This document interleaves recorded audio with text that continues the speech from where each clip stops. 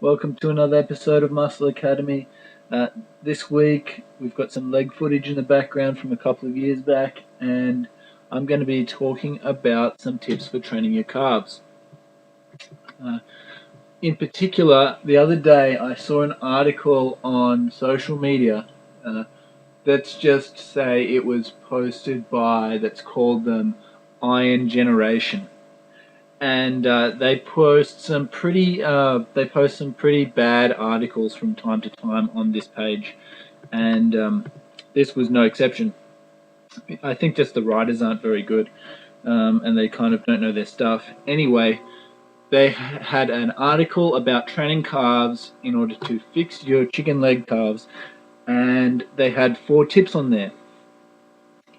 Those tips were: train your calves first in your workout, which I don't think is necessarily a bad idea, but it really depends on the context, the structure of your overall, training program and stuff. Sometimes it's not going to be appropriate to do that. Mind-muscle connection, having a good mind-muscle connection, and really this is something that's not that important. It's just if you train with good form, that is covered automatically. Pacing yourself in your workout, I think that actually is something that makes sense. So it's general advice for training anyway. You basically want to allow enough time, during your in between your sets, that you are going to perform well in your next set. So that's not specific to calves, but it is good advice. And then the last tip was use rep ranges 20 to 30 and even above 30 to, I suppose, shock the muscle. That is just really poor advice.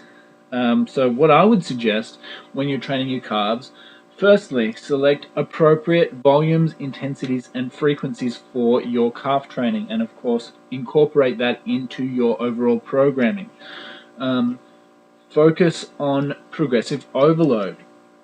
And do that, I think, generally in the 6 to 15 rep ranges where you're going to make most of your gains. Select appropriate calf exercises. So you want to include definitely some straight leg exercises. That's going to be training the gastrocnemius, and it's going to get the soleus to some degree as well. So you're going to get the most benefit from straight leg exercises like standing calf raises on the Smith machine, on the leg press, maybe even donkey calf raises. You generally have fairly straight legs, maybe a little bent on there. And of course, you can include some seated calf raises for the soleus if you want to as well. I personally do some work in that regard as well. You want to use correct form. So what I mean by this is basically avoid bouncing, avoid using the elastic energy from the bottom of each rep. So what you want to do is do your concentric portion of the rep in a controlled fashion and then lower it down. At the bottom, you're going to then pause for a couple of seconds. And what that does is takes that elastic energy out of the movement, so that when you start your next rep, you're not bouncing out of the rep. It makes it very good for not only getting a good contraction, using an appropriate amount of weight, but also for progression. When you have completed, a real number of reps, you're not bouncing it.